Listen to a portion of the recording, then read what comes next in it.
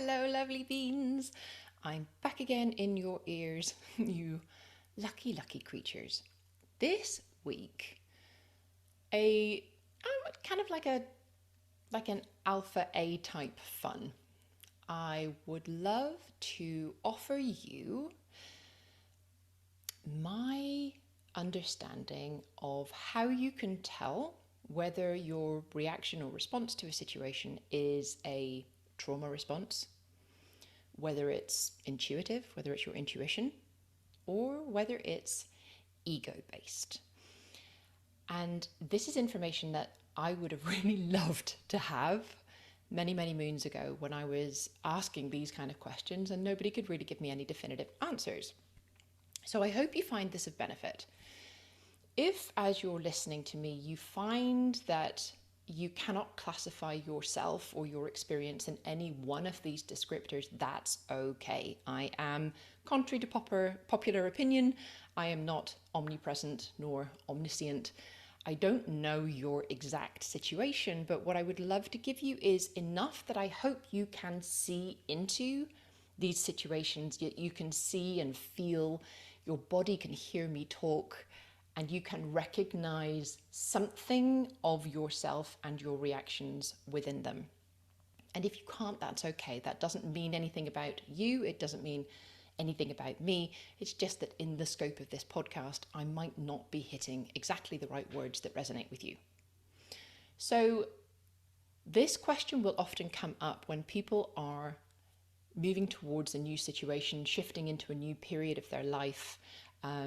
Maybe there's something that has been repeatedly coming up that doesn't make an awful lot of sense to them. This question will come up: how do I know if I want or don't want? How do I know if I do or don't do? How do I know if what my body is telling me, when I don't have a long-standing relationship with it, how do I know whether that is a trauma response or not? Very often this will come off the back of, or am I just lazy? Or am I just weak? No, never. Never. That is a socialized construct. Could your body be responding to a socialized construct? 100%. But it doesn't mean that that is true about you. And I want to put that out in the first instance. You will know that your reaction to a situation is a trauma response if you recognize fear. Trauma responses are what happens within our body, what absolutely correctly happens within our body when it is exposed to a threat, to a danger, whether that danger is real or perceived. The trauma response is a physiological, biological, neurological thing that happens because we're human. But it comes because we are scared. And with that fear, with a trauma response, with a reaction from fear, there's a sense that it's a compulsion, or maybe even possibly that it's precognition. You can't catch a thought that's leading to this. You don't quite know, maybe you're not thinking that you're scared, but your body is telling you that you are under threat in some way. And when I say compulsion, it's like you are internally driven to that response, which is actually what's happening. Your body is driving you to a response, whether that is to shrink away from something. For example, if you have moved into a space that's new, maybe you've got a lot of new exposure and something in you goes, oh my God, people can see me. Perhaps your body response to that is to hide, right? To provide you with a measure of protection or safety from a potential threat of visibility. But this compulsion to do it doesn't feel like it comes from your thoughts. You're not thinking, I'm visible. Your body is like, fuck, this is happening. I'm feeling very vulnerable. And this is an appropriate response for me.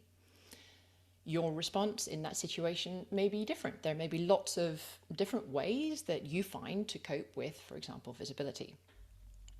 Your reaction in a trauma response may also be disproportionate. So it might be something that your logical mind thinks, hang on a minute, this happened, or I'm doing this, but how I feel is like way worse than this situation logically entails.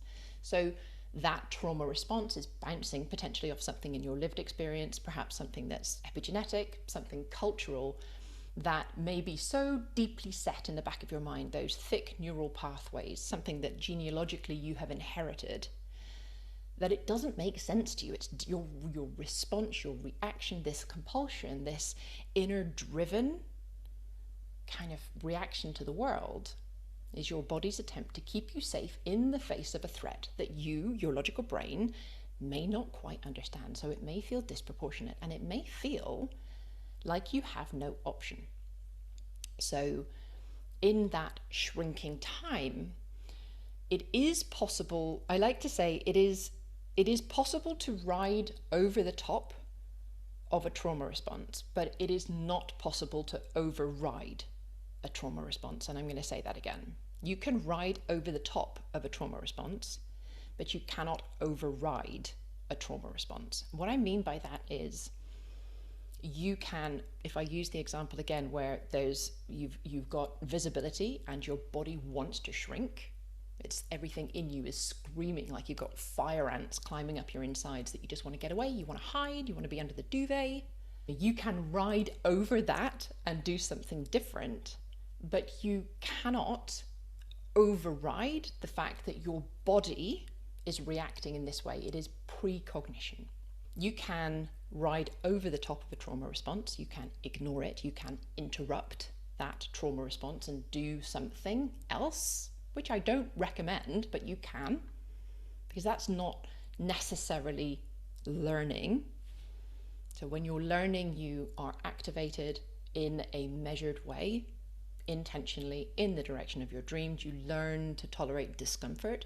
You teach your central nervous system that there is safety in that space. That's one way of doing it. But if you entirely ride over the top of your body's response, reaction to a situation, you're telling it it's wrong.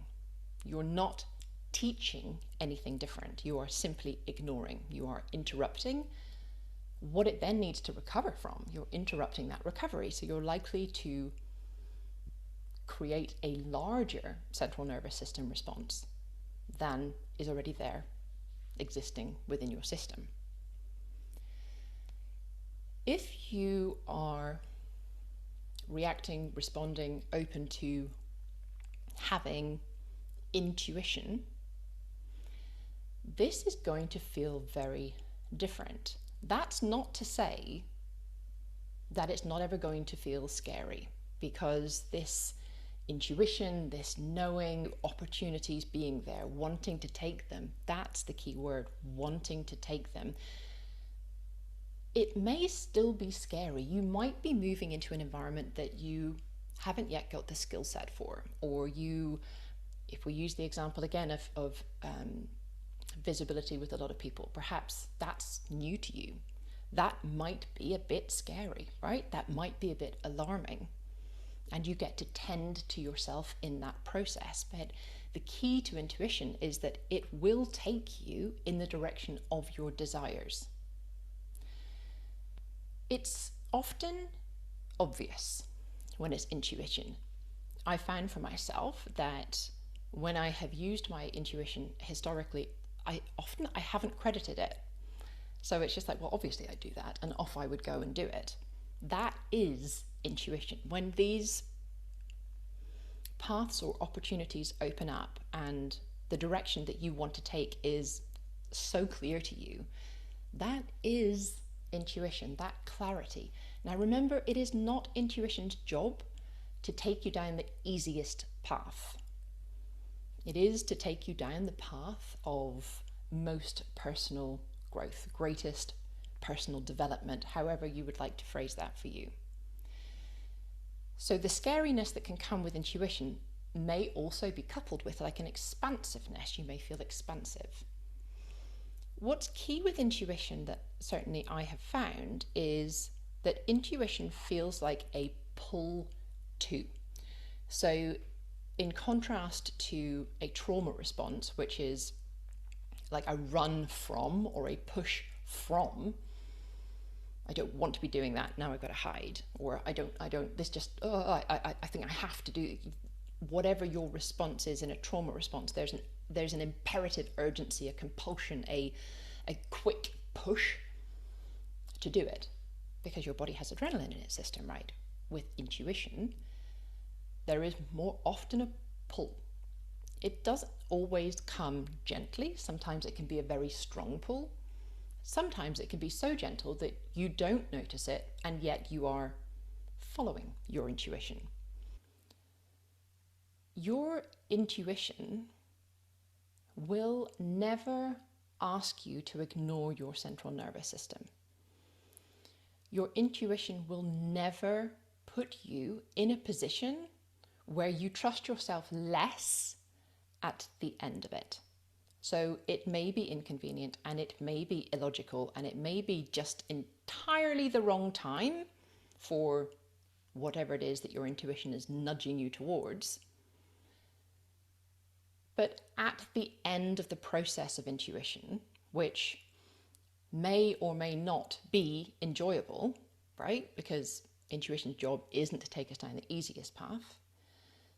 There will be a reflection of growth, personal growth, that is important to you, not all the people in the world, to you, that is relevant to you. This is your intuition, this is your system, this is whatever you want to call it, your higher purpose, your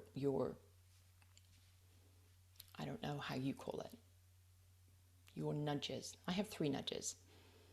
I tend to require 3 nudges to even notice that my intuition is pointing me in the direction of something, or I follow it so easily that it doesn't even occur to me often that it is intuition. I've got better at catching that now, but my 3 nudges will often come. Something will pass my desk, something will be mentioned in a comment, something, maybe it's a book, maybe it's a particular subject, maybe it's a person, maybe it's a conversation. And then a little period of time later, it'll happen again. It'll be mentioned again in a different situation. And that's when I start to pay attention, right? And on the 3rd nudge, the 3rd time it happens, and sometimes this could be years apart, sometimes it's minutes apart, I'm like, okay, there is something for me there. My brain is picking up on information coming from people, coming from lots of different sources. This is what it's filtering for. Okay, let's go see what's there. Now I'm curious. Now I'm curious. Intuition has curiosity baked into it. Curiosity, desire, want. Which again does not mean that there is no scariness there, that there is no expansion there, that there is no moving to a new space, ness there. Ah-ness, I think that's definitely a word now. So we can deny our intuition. We can bury our intuition, just as we can bury our sense of self, just as we can bury our self-worth, just as we can deny that we trust ourselves. And the voice of your inner intuition can become more and more quiet. Your inner genius becomes less pushy, less noisy. Sometimes you have to wait a little longer to hear that intuition. And sometimes the opposite happens. Sometimes your intuition gets a bit pushy. This happens with me with the 3 nudges. That 3rd nudge is usually like a big wallop on the back of the head. Like, it's come on. How many times? How many times do you need to hear this? And I'm always fascinated by where I end up when I follow my intuition. Ego is our socialized mind. We need our ego. I'm not down with this whole like death to the ego. No. Our socialized mind, our ego, allows us to communicate in a way that we can better humanity. It allows us to be part of a bigger social sphere than just us on our own. But when it rules the roost, right? When it's making all the rules, when our socialized self is so strong that our authenticity, if it is not approved of, gets severed, buried, covered up by mountains and mountains and mountains of shoulds, then that becomes something that has a net negative benefit for you, for me, for all humans. when those things get embedded into systems, get embedded into structures, that's when entire communities can have complications. They could be working like as a community from a dysregulated central nervous system, because the central nervous system has been, if you like, abandoned to the, sort of the worship of the ego. That's not what we're working with here, right? If you're listening to me, you're aware of your central nervous system, but how do you know intuition or ego? Trauma response, I'm hoping that you've got a little sort of perspective on that now, but intuition and ego sometimes can sound very similar. Ego is largely based in societal shoulds, right? It comes from that socialized mind. It comes from our cultured mind, how we've been trained. So if you are looking at a number of different options and one of them is the one that, let's say, for example, your parents would love.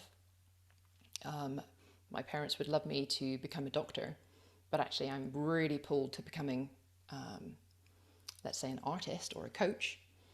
But they don't recognize those as like proper professions. So I think I'll just go become a doctor because that's, the ego often has status, societal status baked into it. So something that will improve your standing in the tribe, that largely is going to be ego-based. That is not to say that status in tribe is not important. That's not to say, because to our central nervous system, it really is.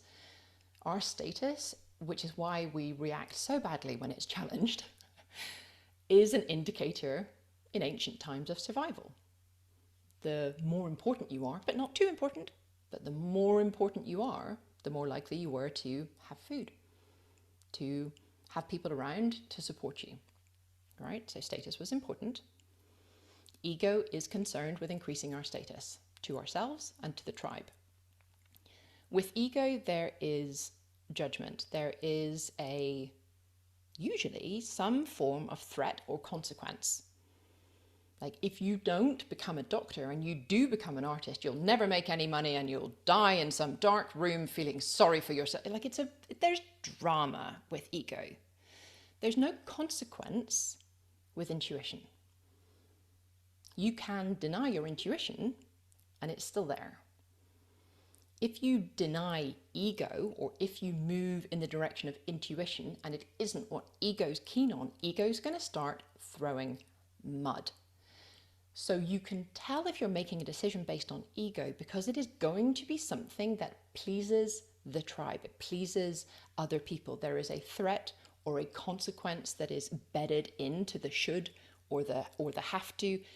It's the social rules of the wants that you should have, not the wants that you do have or the desire for the life that you do want, but the life that you should want, right? Ego can very much be at the cost of your central nervous system. When we're moving against our wants, when we are moving into potentially activating situations, when we are riding over the top of our central nervous system's response, we are doing that against ourselves, against our central nervous system, in the name of what ego believes is going to help us survive in the world. Because at some point, and this is what I really do want to emphasize, at some point that was true, right? At some point, all of the socialized things that we have in our head, at some point in our life it was relevant. At some point in evolution, it was relevant. So you don't need to get pissy with it. You can just be aware of it. The shoulds and the social rules, when they are associated with your wants, that's ego. If you override the importance of your central nervous system and your true wants, whichever direction you decide to go in, at best your results, because it is possible to get results, at best your results are going to be short term. And at worst, you're going to repeat short term results that actually don't matter to you they matter to somebody else. You're going to repeat those results, and the effect of that, the outcome of that, the long term of that, is that your life will be somebody else's. The life that you live will be by somebody else's shoulds, somebody else's wants.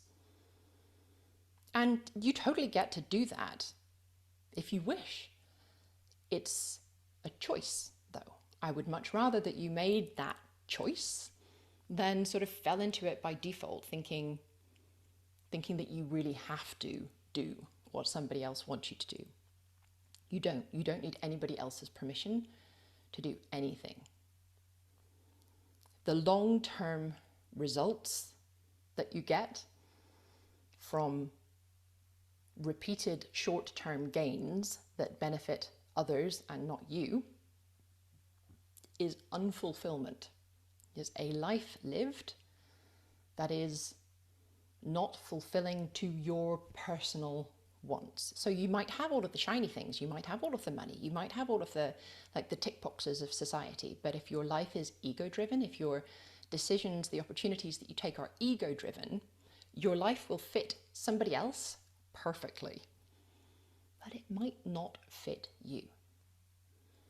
That does not mean that if you follow a life led by intuition, that you don't get the shiny things, or that you don't get to keep shiny things if you have shiny things and you love the shiny things. Knowing what it is that you want is the thing that is going to center you into your intuition. It's the thing that is going to allow you to express to yourself the direction that you wish to move in. Your values are going to back that up. So there's an episode on values, I think it was 2 podcasts ago, maybe 3. There's an episode on values where you can really dig into what your values are. So what to do when you're faced with a room full of opportunities and you're like, I don't know, I can't tell if I'm trauma responding, if I'm being led by intuition, or if I'm being led by ego. What to do? The very first thing, which if you're asking that question, you're halfway there already because it's awareness. That very first thing is to pause. Take a moment, take a count. Take a physiological sigh. That's 2 short breaths in through your nose and 1 longer breath out. And this allows space. And when you allow yourself space, you gain perspective. Sink into your body. What does it want? Does it want this or that? Do you want to do this? Yes or no? Decisions are made in the body. The plans to support them are made in the head. So allow your body a voice. That voice will be the voice of intuition. Will you potentially also be tapping into what may be a trauma response? Yes, you may. And that's okay. Because then you know, oh, hang on a minute. I see what's happening here. This is a trauma response. And when I'm in a trauma response, I understand that I cannot make a clear decision. So you can allow that response its space. Allow it to process, move through your body. And when you have completed that, then you get to ask these questions again. You get to consult with your body again. One of the most important things about consulting your body is that you wait for an answer. I've spoken about this before, but a lot of people are very impatient. We're in the digital age where things happen instantly or 3 seconds before you wanted them to. People want that answer right now. And sometimes it takes a little time. Maybe it takes a night's sleep.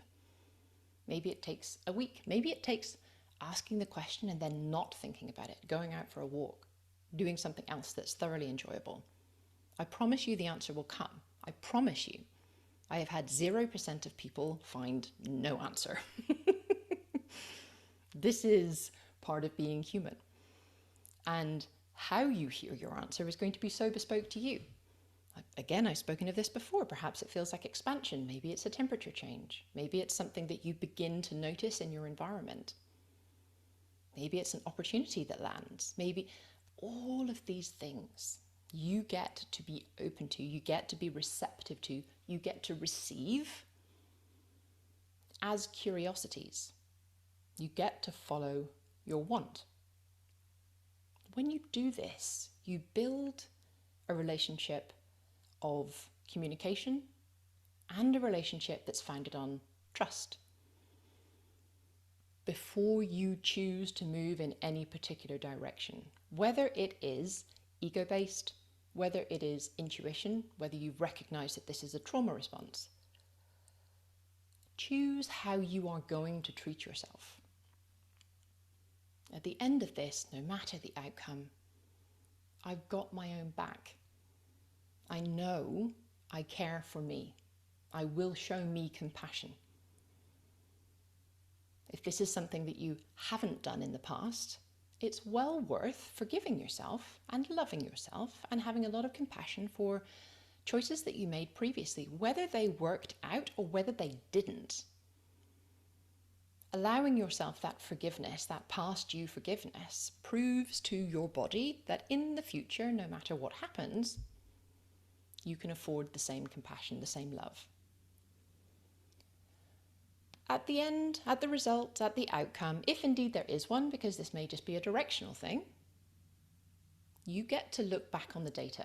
You get to assess the information that came in, the data that came in, what your body made it mean, what your brain made it mean. You get to assess how you felt through the process.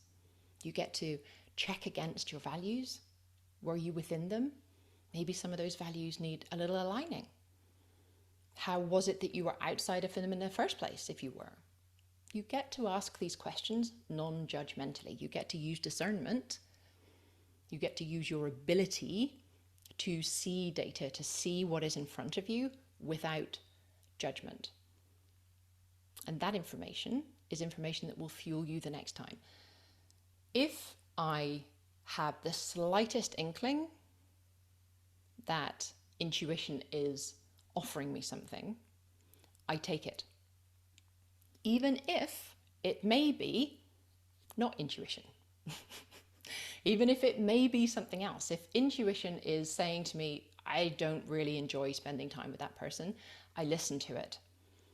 If intuition says to me, I think this is a great opportunity for you, I listen to it.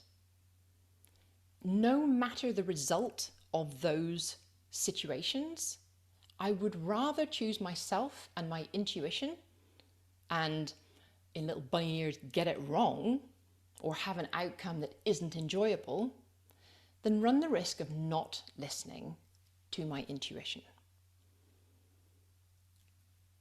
Intuition is something that adds to your life. It's not going to be something that suggests that you do something detrimental to yourself, that you do something that will damage your body, damage your brain, damage your lived experience.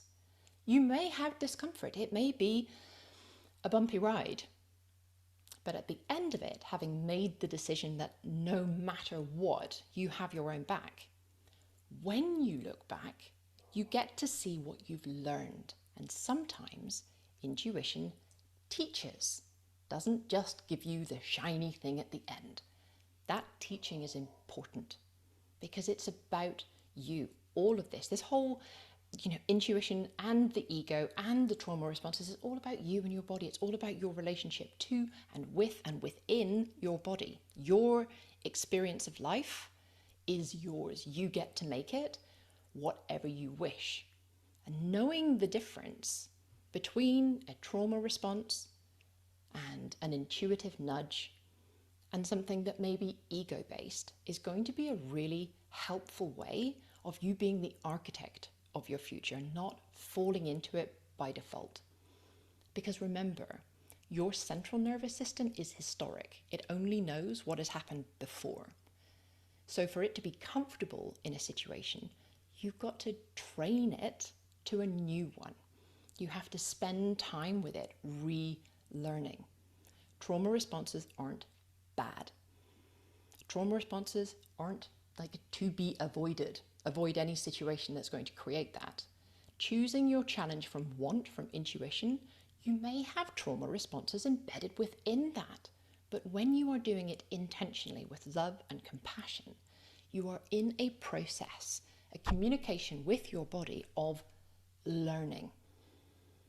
Like you would do with a small child who the first time they hear a balloon pop, they're in tears.